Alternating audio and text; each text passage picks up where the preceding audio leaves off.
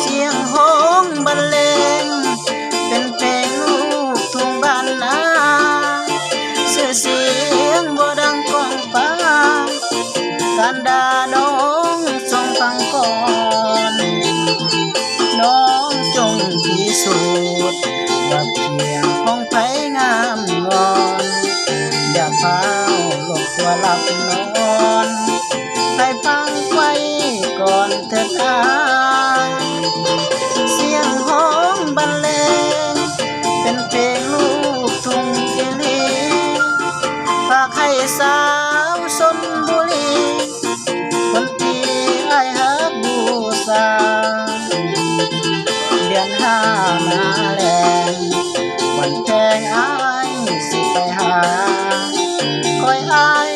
คนเด้อแก้วตาอ้ายสิกลับมาเดือนห้ามาใหม่สาวเมืองชลบุรีที่อ้ายไปฝันทุกคืนทุกวันใจอ้ายนั้นยังหาบ่ลืมน้องบอกว่าหักตั้งนั้นยังจำทุกคืน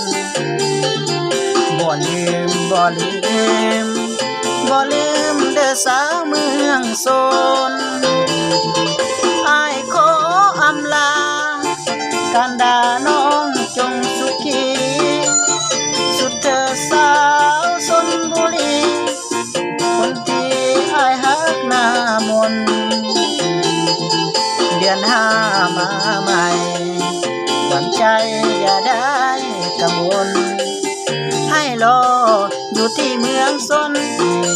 จะบ่ดนจะหวนคืนมาใหม่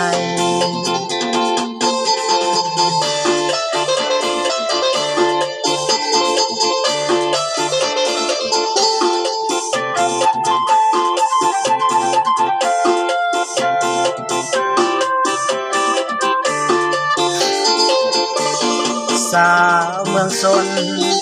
บุรีที่อ้ายใฝ่ฝันทุกคืนทุกวัน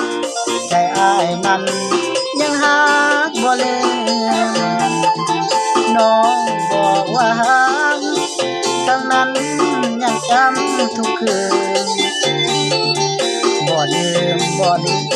มบ่ลืมเด้อสาวเมืองชลอ้ายขออำลาการด่าน้องจงสุขีสุดเธอสาวชลบุรีคนที่อ้ายฮักหน้ามนต์เดือนห้ามาใหม่หวั่นใจอย่าได้